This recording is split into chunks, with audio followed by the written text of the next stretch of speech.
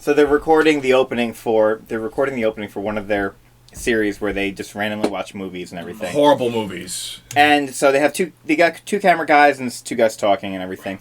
And while they're recording, someone's phone goes off. One of the camera guys. Rich's phone goes off, and Jay, the other camera guy, like pans to look at Rich, and they just stop to like, what is it? And he picks up the phone. He's like, and then Mike, who's the guy talking, he's like, was it the test results? And he's like, positive. And he puts the phone away, just like without missing a beat.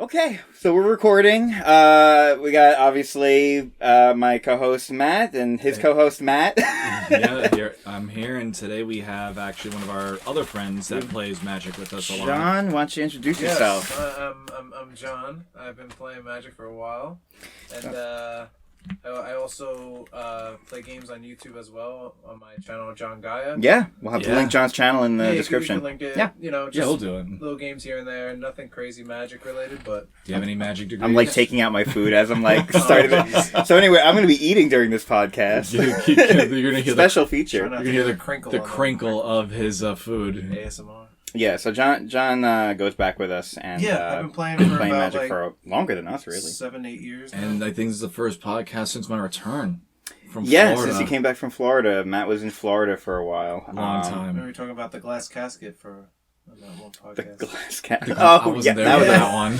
No. it was like what was that? Throne of Eldraine. Eldraine, yeah. Oh my god! I remember that. You guys are making a big deal out of that. Not the glass casket. One of these days we'll finish the Eldraine saga. Oh my god! We got to do red next. I just keep thinking that like every year we'll just like release the next color. Like, okay, we're talking about green from Throne of Eldraine today. And people like, when did this was uploaded like last week? It was uploaded, yeah. Special way to upload where YouTube doesn't accept it. Rather than go back to the past, though, we do want to talk about the new set that's coming out in February, which is Neon Dynasty.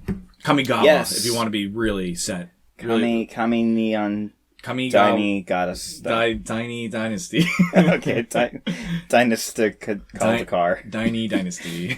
She makes food. 5. Okay. So there's a couple of things I would like to talk about. Yeah, you guys were really excited about this. I'm very excited about it. Kamigawa was one of my favorite sets when it originally came out. Now that we're going back, sadly, the samurais no longer have their Bushido effect. There's like one samurai that has like a pseudo Bushido effect, but Bushido as a whole is gone. A lot of the samurais are now working off of being modified, which is a new set rule. I mean, Bushido in the past wasn't that great. A horrible mechanic.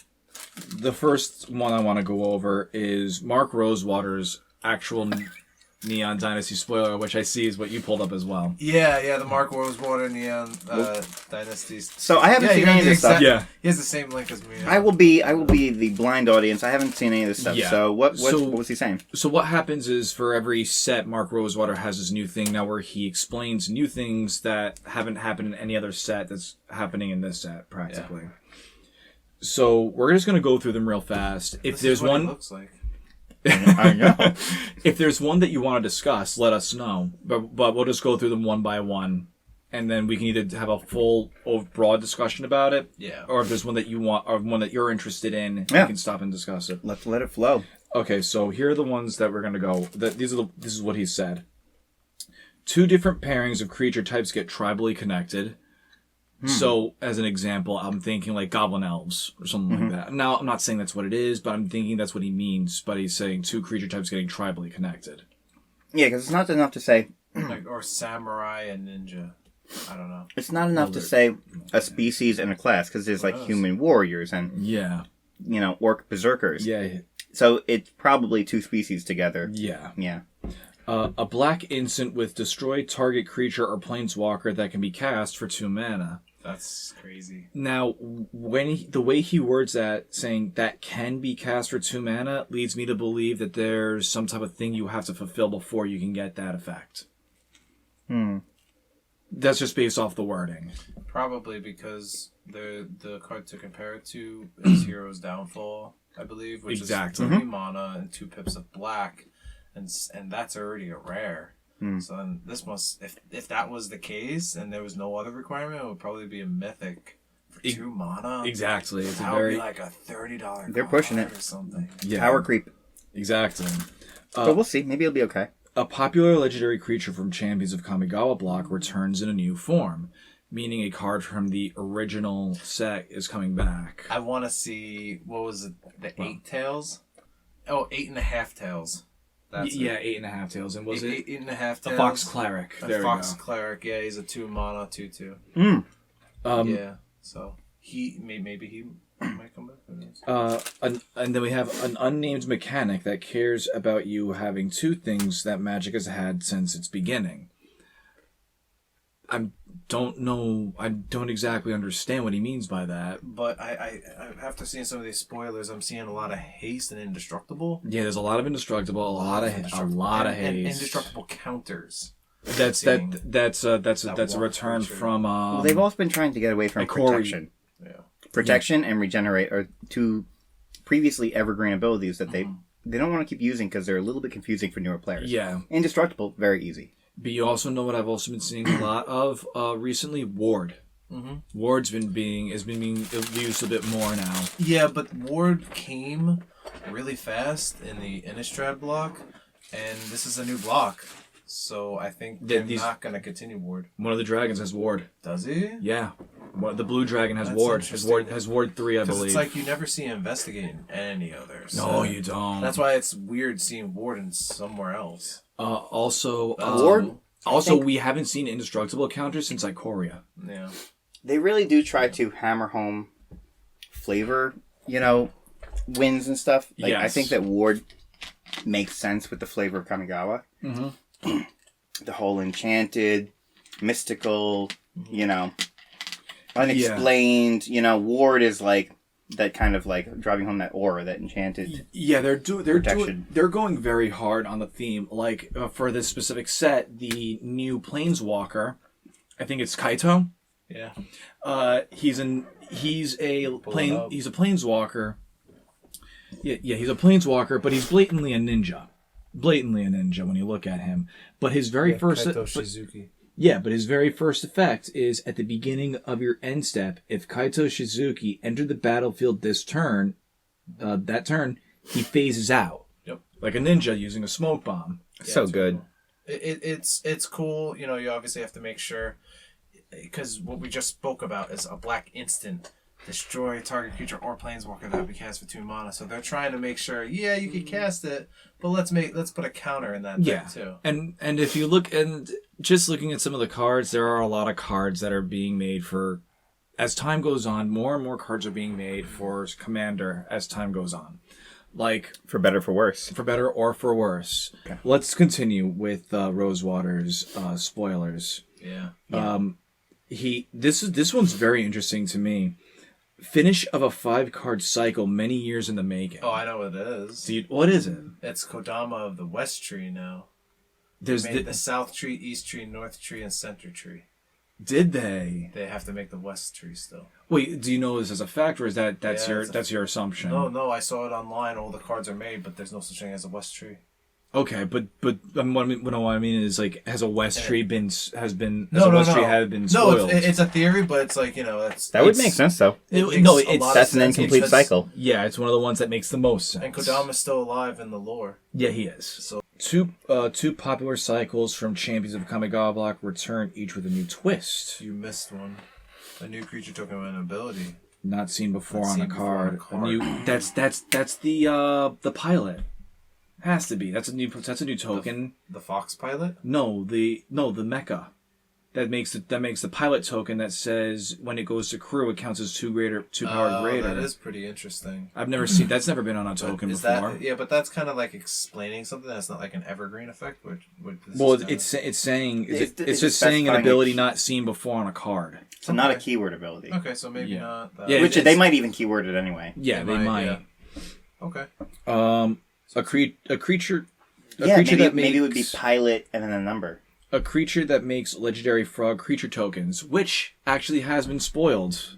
No, it's not tokens. A creature that makes a legendary frog creature token. Yeah, isn't that this guy right here? Toad Rider? Yeah. Toad Rider! Sounds like it. Yeah, click that so you can get the isn't text there going. a difference between a toad and a frog?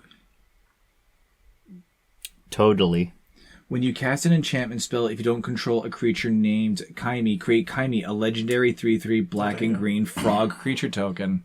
Oh, yeah, that's sweet. it. Okay, that's it. With, whenever you cast an enchantment spell, each opponent loses 1 life and you gain 1 life. Pretty cool. And 1 green and 1 dual mana, which could be green or blue. Tatsunari Toad Rider and target frog you control can't be blocked this turn except by creatures with flying or reach. Okay, so That's a lot of text. kind of just has Yeah. flying. yeah. I mean, Worse flying. yeah. So he talked about that, but the card had already been spoiled. Yep. 2 new Yamazakis, We don't really know much. and there's a capital Yamazaki. That's capital, so it's a person. Legendary creature coming out. And then he goes, okay, so Mark then goes, next, here are some rules text that will be showing up on cards. You want to go through these, John? Yeah, so they're going to be going through, you may cast target enchantment card from your graveyard this turn. Okay, so Enchantment Recursion. Off the top of my head, I don't really think of too many cards that are specifically grabbing enchantments, so that's kind of new, so that's kind of cool. Another ability is going to be where X is the number of times this ability has resolved this turn. Oh no. Wait. Is that Pseudo Storm? Yeah. That's Pseudo Well, Storm. Kind of, yeah. It looks like it's a thing that is a little bit easier to track because it's a very distinct thing that you're counting instead of just every spell, which you're like, was this your last turn or this turn? Yeah. I know. I'm just saying. It's like a pseudo-esque storm effect. Yeah. Where they said they would never bring back storm effects. They're not bringing back Storm. They're bringing back this type of the ever Pseudo Storm. Yeah, Pseudo Storm. Yeah. Interesting. Okay, well, that's gonna be fun. Matt, this is for you. What do you got? So whenever you cast an artifact, instant, or sorcery spell, copy that spell. More reverberates and fork. God. Oh my god, if you cast No, Reverberate. if they do that, then I have to play it. Oh my god, can you imagine casting It's such a ridiculous effect. casting a spell, then on the stack with that, casting Reverberate, so you copy Reverberate, so copy that spell 2 times. Yeah. You would basically just get, That's if you gonna copy Reverberate, you're getting 4 copies. I'm already seeing that card's is gonna cost so many infinite plays that it might get banned. I don't know why they keep pushing that envelope, but alright. It's gonna happen. Alright, next one. The first activate ability of an artifact you activate each turn costs 2 less to activate. So, for example... Okay. It's kind of like Training Grounds we were just talking about. Like Training Grounds, but what did I just use in my Gargos game? Oh, Oracle's Vault. Oracle's Vault. Oracle's Vault would be free. for every turn, free until it gets That to its is a free nice part. interaction. That's So really good. That could be a cool Yeah, I could see that combo. being a thing. And now, Basalt Monolith. Basalt Monolith. wouldn't that also, that would cover equip costs? The first thing you equip each turn would be 2 less. Yeah, there's a lot of things. interactions with this. I'm It's seeing, insane. And it feels fair because it's only the first. Yeah. I'm also seeing very copies team. with Rings of Bright Hearth. Yeah, Rings of Bright Hearth. That would be crazy. I'm seeing Rings of Bright Hearth. All right, next one. Then repeat this process for an enchantment and a planeswalker. Doesn't sound too crazy. That's legitimately the way that it blocked out. That's what he read. Then repeat this process for an enchantment and a planeswalker.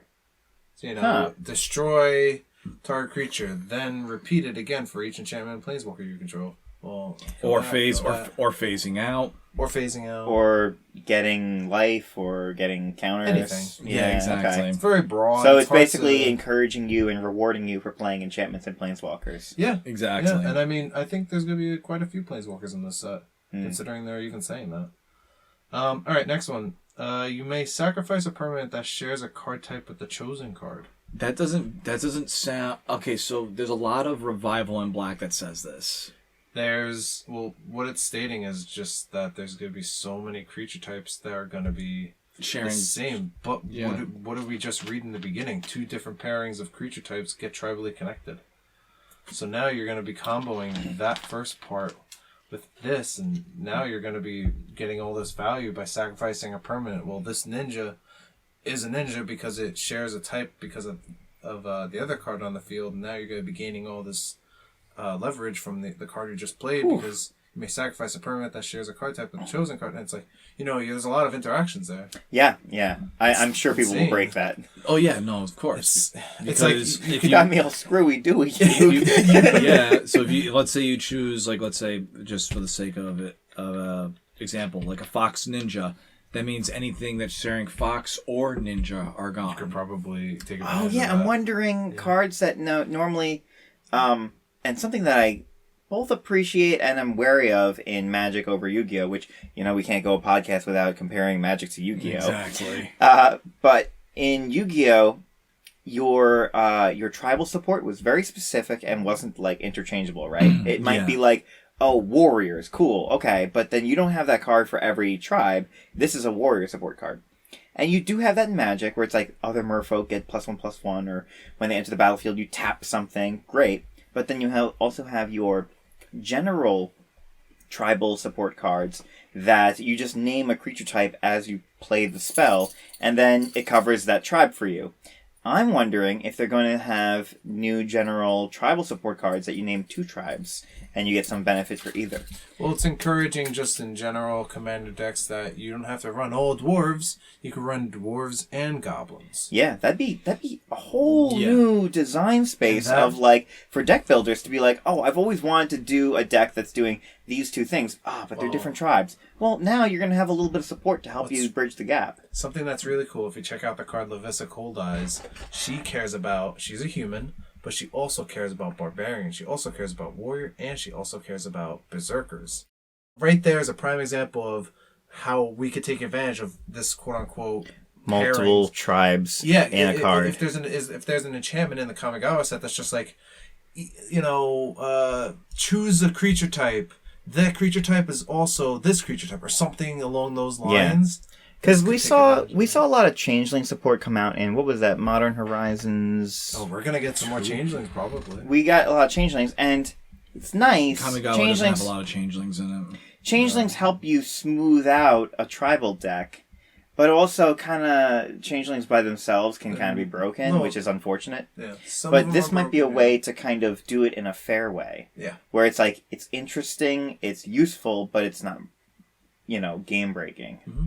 So I really support. The next thing Mark Rosewater says is game breaking, though. Do you want to say it? No, just go ahead, John. Jingle, darn it, All Mark right. Rosewater. What is it? Okay. Oh, yeah, you may tap any number of untapped creatures We you control. already did that one. The next one after did? that. Yeah. I don't remember going over that. We didn't go but over then, that. Oh, I could have sworn we did. Okay. Well, I thought it was just me not really remembering shit. I was I- like, no, oh, man. we were stuck on Guys, was that when I went to go to the bathroom? We're Like, stuck what on was- the card type That's the whole time. that's not the role I'm talking about. That's bust. It's the one after that one. Okay, Something more so busted this than first that. one, you may tap any number of untapped creatures you control. So, convoking... Convoke sort of stuff. Yeah, Pseudo yeah. convoke. And I like too that those sort of phrases allows you to tap and use creatures that are summoning sick, which is nice because sometimes it's annoying when you play a creature and you can't do anything with it that turn. Yeah, Also, you did that's also a way to Yeah, get. their last game. And also, depending on the speed of that card, it can get you away from goading, or from getting goaded. Yeah. If you see Goad in Kamigawa, but yeah. There is goading Kamigawa. There One of the commanders in the pre-cons is goading. Wow. That's great then. So then there's some counteraction right there. They're goading the distance. This is what I'm talking about. So yeah, the legend rule doesn't apply to permanents you control. So that mechanic's gonna come back. I mean, I am never a fan of Helm of the Host. I hate the card. The card is absolutely broken. It's you put it down, you could win the game very easily. Put it on the I think red if dinosaur. it goes unchecked, it's very powerful. Yeah, It exactly. is a big ask though because it's 4 to play, 5 to equip, if I'm remembering correctly. Yeah. Helm of the Host, for those that might not use it, is an artifact. Oh my god, if I get this wrong, then it's going to be really... I'm going to have egg on my face. Yeah, because it's gonna be on the screen. Alright, I don't have it in front of me. You pay either 4 or 5 to play it, and then it equips for 5, I believe. And then at the beginning of each of your combat steps, you're going to make a copy of your creature, except it's not legendary. So you throw it on your commander, and then you're getting extra copies of your commander, maybe extra enter the battlefield effects. Can really take you to the next level. Now, the reason this is worse is because it's saying the legendary rule doesn't apply to permanents you control, period. 4 to 5. So you can use normal cards that just copy your cards. Yeah. And just which is pretty crazy, but also cool because you know that we're in the Kamigawa. We're also getting shrines. We're getting new shrines, and we're gonna be probably getting the legendary lands, like the blood-soaked keep. Blood-soaked keep is from Kamigawa. That gives a legendary creature first strike. Mm-hmm. That's really cool. Yeah. And there's that's going to be coming out. Well, so there's been a couple of preview of cards that all have a lot of the lands have the effect that the cost of activating the land's effect costs 1 less for each legendary you control. Exactly. There's a ton of those interactions. That's what I'm saying. You know, not everybody's going to be running 5-color shrines. Exactly. So if you're running monocolor black, you can only put 1 shrine in. Well, that kind of stinks because the shrines want to say, how many shrines you got? Well, we're going to do this much according to how many shrines you got.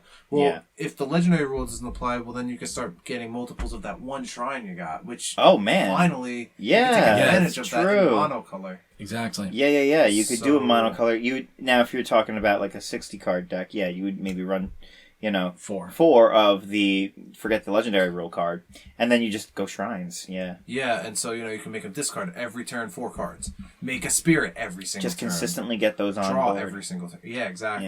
And then you could double up on lands, legendary lands. And we've already seen enchantment support. Get back your enchantments, or repeat this for enchantments you have. Now, to be honest though, if you're making a shrine deck, you really should be going Wooper. Well, there's still a lot of payoff for that, but maybe because will change that because of the legend. No, the only reason I say is because of that legendary shrine that allows you to search out shrines and then play. Sure, but if you and it is hard to backpedal as far as Magic design goes. Sometimes they'll release a card that's so powerful that it's kind of hard to take it back.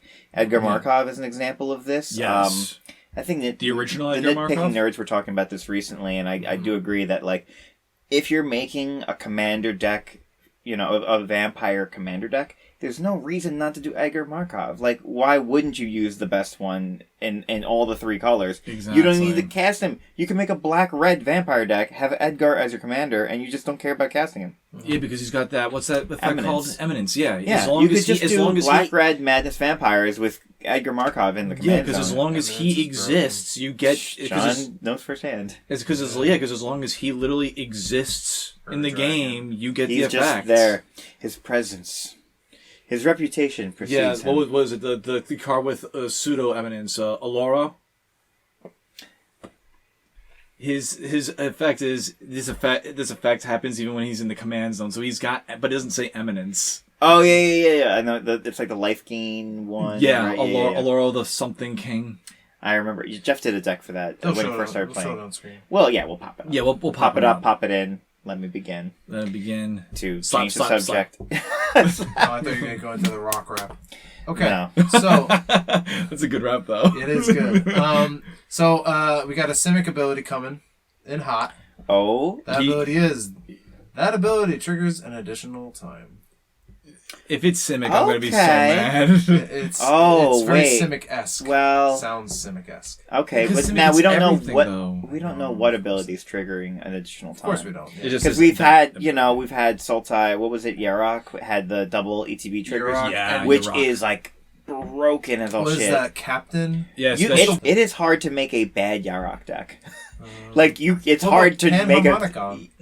There's Panharmonicon. Yeah, but Yarok. Yep, that type of effect is broken. Yarok and Panharmonicon.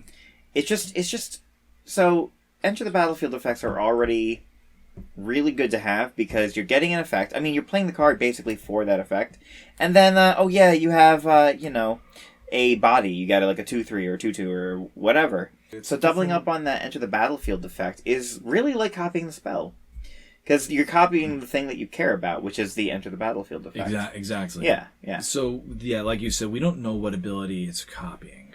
They really teased this in a very... Not even copying, it's just the ability triggers. It triggers, which is the same as copying, is all I'm saying. It's the equivalent. But what if it's only... But I don't know if that's enter the battlefield effects, or if it's like any time a trigger, an ability triggers due to one of your creatures dealing combat damage, that ability triggers another time. Maybe it's that, and which would be a little bit more fair, I think, because we honestly don't know. You need to connect, so that's a way that it could be more fair. All right, next one. If it has dealt 10 or more damage to that player this turn, they lose the game. Yeah. And that ability triggers an additional time. They lose the game twice. They lose the next game. They can't play. So listen, this was a really fun game, but you have to leave now. Yeah, after that shuffle, to start your hand. Shuffle up and get out of my house. Oh, no. Put him up on screen. So, Hidetsugu. So, Hidetsugu has a card called Hidetsugu's Secondary Rights. I just picked it up. Oh my god, it's from the original Kamigawa. If your opponent has 10 life, deal 10 damage. So it's kind of like a Triskaidekaphobia. Exactly. Yeah. But it's really cool because in a Spellslinger deck, it's just like 1 damage, 2 damage, 3 damage, 1 damage. It's like, you're at 10 life, I'll kill you. Yeah. And it's like, that's really cool. That would combo really well with Triskaidekaphobia, where you're manipulating the life totals. Like, you can kill someone with 13 or 10. Exactly. But this is very on-esque because what did we just read? If you have 10 life, you lose the game. Well, that's the same card. Yeah, for sure. So you think it's going to be like buddy. Another Hidetsugu type card? Yep, definitely. Considering we're getting all this beautiful art as well, I hear that all these are also getting inked. Yeah, can really I also appreciate like each of them are a different color, and it's the same card, and they're all black, but they're like neon colors. There's also normal versions of them too. Yeah, right here. No, those aren't normal versions. I've also heard. Yeah, these are the alternate frame. I've also heard that in terms of rarity, literally going from left to right, pink is going to be the hardest one to get. Pink is hardest. Really? Manzone said that too. They said the red is going to be the craziest. Like extremely rare to get the pink one. I got the purple. Oh, that's the shitty one. Yeah. Oh, I got the purple. Me personally, I want this art for Satoru Umezawa. That's a cool one. Because it's very reminiscent. I don't know if you know this Metal Gear Solid art. Yeah, that looks like Cyborg Ninja. Yeah, it looks like very. It looks a lot like that. Yeah. There's only one bad thing about that one. That's the buy a box promo. Well, knowing you is it the buy a box promo? Is it a raffle or is it get Satori? No, when you buy a box, you get Satori. Yeah, but I'm sure you'll be able to find a single if it's someone's gonna sell. Definitely, but half the time they sell for like $1. They're like, yeah, we have like 80 of these. Can you just take some? Take some and tell your friends. So the last major part that he talks about are all the creature type lines. So going through the creatures. He said that there's going to be fox pilots, turtle ninjas. That's funny, yeah. Moonfolk. I just got that. Yeah. Ninja vanish. Moonfolk samurai, goblin artificer, which we've seen a few of those. Yeah, we've seen ogre warriors. We've seen those. Rat rogue. That's always cool. They've been around. Yeah, they've been around, especially the legendary one. That can't be what he was saying about enchantment creature egg. Legendary creature Kieran Spirit, Kieran Spirit, which is Kodama. Did you say Spirit? I was going to say Kitkin, but I was like, wait a second. No. Kieran Spirit, is Kodama a Kieran Spirit? I don't think he was. I know he's a spirit, but I don't know what he is. Yeah. Alright, and then... like a tree or something. A Goblin Samurai. That's awesome. We've seen him. Before, No, he's out. He's out. Oh, it's a Samurai Cop? And the last creature is a legendary enchantment creature, Snake Druid. So Snake Tribal coming back. There's a Snake Samurai, so I wouldn't there not be a Snake Druid. Yeah.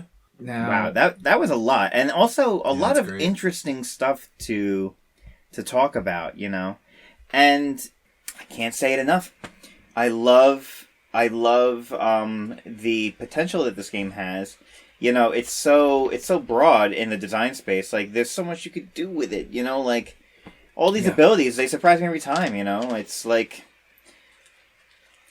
And none of it feels game breaking. I mean, there's going to be stuff that's pushed, it's always going to be the case. You Yeah. can't avoid power creep. The game is going to progress. So as long as you keep it, within reason. And I think that this is, so from what we've seen so far. And it's just interesting, just seeing tribes that you enjoy and new artwork and styles and playing with themes and new card frames and just all good stuff. Like I'm excited about this set. I feel like this is like when we were looking at Eldraine. I was gonna say, in terms of excitement for this set, I haven't been excited or love the set as in terms of design as much as I did in Throne of Eldraine. Yeah. If you remember, you especially, I was raving about Throne of Eldraine because I loved the art, I loved the theme, I loved everything about it. Great. Very flavorful. We haven't had that type of, or rather, me personally, the way I feel is we haven't had a set that really flourished on its design or what it meant as we do it with Neon Dynasty. It's really going into the cyberpunk thing. It's really going to the futuristic ninjas and samurais type thing. Like Ikoria had its own thing, but it's like tons of creatures. Return to Ravnica. Yeah, And it was also awkward. I don't know if anyone really, enjoyed the human and non-human thing. Like, that seemed very... Like, I get it, but I've seen a couple of those cards, and I'm just like, I'm never going to use this. Yeah. Human and non-human. Like, the idea was there, and I think that they're kind of trying to explore that a little bit more here with joining tribes together. It makes sense, but I think we need to be more general. Mm-hmm. I think you need to just say, like, name 2 tribes. I want to see that. If they make cards like that, so name 2 tribes, they could balance it. They could bring down the power level on that card to account for it, but I'd like to see that. Yeah, this was cool. I'm looking forward to this set, and hopefully we can get some cards. Maybe we'll buy a box and we'll crack it on camera, and we'll see what we pull out of this thing, and we'll look back and see how much of this we were right about. That is exactly. John, thanks for joining us for this podcast. Yes, that was super cool. I can't wait for that. Yeah, we'll have you on more and everything. Yeah, and more games we're going to be recording. Oh, We just recorded one, and it was amazing. Hopefully you guys will check that one out. Yeah. Huge surprise. Oh my god, so good. Both the games with you guys were excellent. I can't wait to get those up on the channel and to record more. So setup seems like it's working. They're both great. And we'll lean into that more and get some stuff going. And if it's not already up on the channel and somebody happens to be listening to this, we are planning on doing an event, a deck building challenge, put to me by Jeff, and we'll see. We'll see what happens there. I have to build 5 decks with his cards randomly. As a matter of fact, if you click this box over here, we'll link you to that recording. Or I'll forget, and you'll just sit here like a dumbass. You'll hear this. Thank you, one viewer that's listening to this for visiting, and our future selves. And I'm gonna listen to this in the car, like driving on lunch. I'll just like be eating my Taco Bell in my car seat. Yeah, it's like, wait, why do I have a car seat? Alright, I regret. Cut this out. Shut it down.